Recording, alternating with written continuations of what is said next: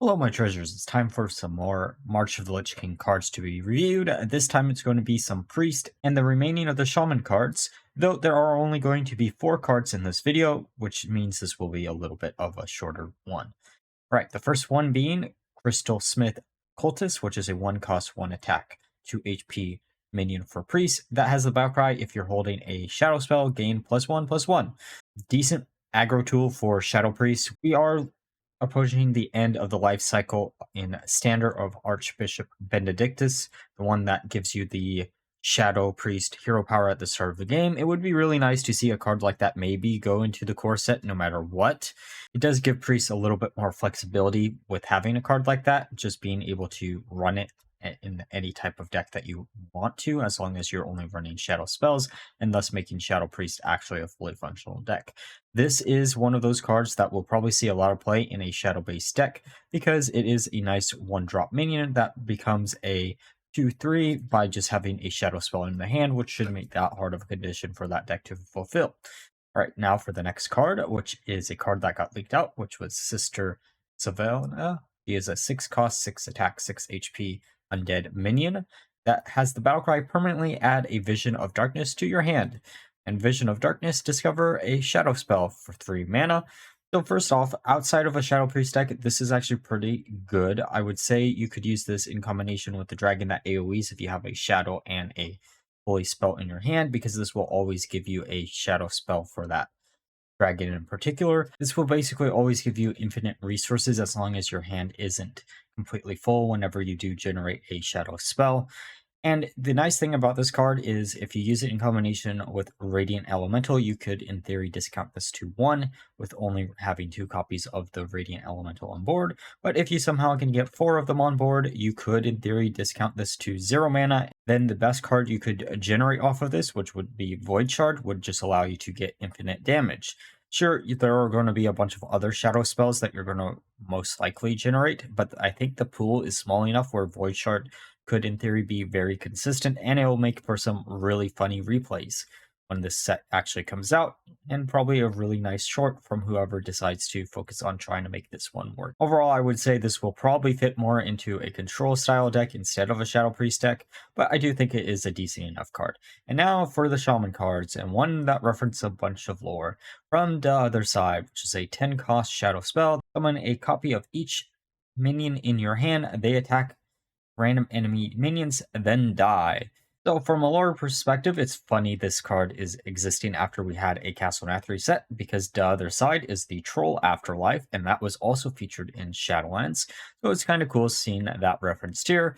Though this card is one of those that I don't know how useful this is going to be unless you're playing some type of big Deathrattle Shaman deck, because if you do run a deck like that, then you are going to get a bunch of advantage off of all of the minions that are going to die after they actually attack. They could even die when they attack, and you will still get that type of advantage. And there are enough really big Deathrattle minions currently in Standard for a card like this to probably see some play.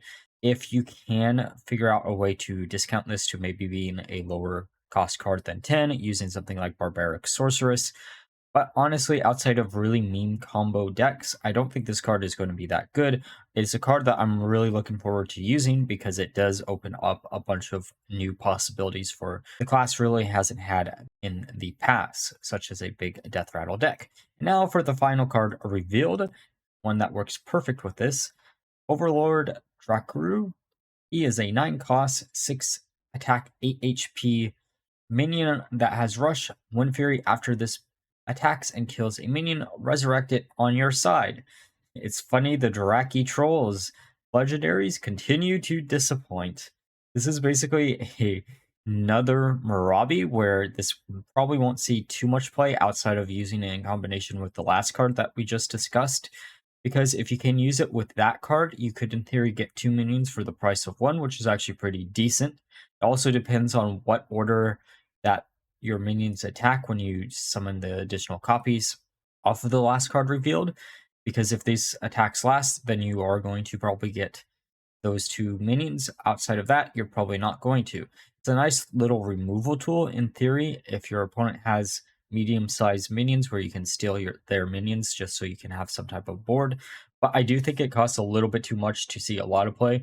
I get why it costs so much because it could, in theory, generate a bunch of advantage, but at 9 mana, without using it in a Vander deck, I don't think this one is that useful. It's cool because this was a reoccurring character in Wrath of the Lich King, but it's really strange to me that they didn't put like Reborn on him just so he could represent his undead version that also exists in that expansion.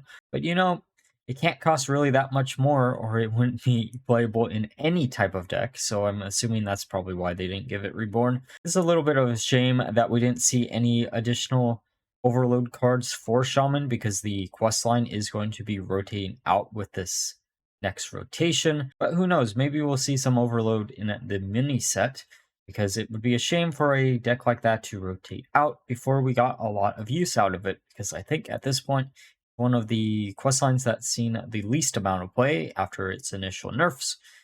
So let me know down below which cards you're most looking forward to using, and if there's any decks that stands out to you out of these 4 cards. And like always, if you enjoyed the video, please like, comment, and subscribe. Until next time, bye bye.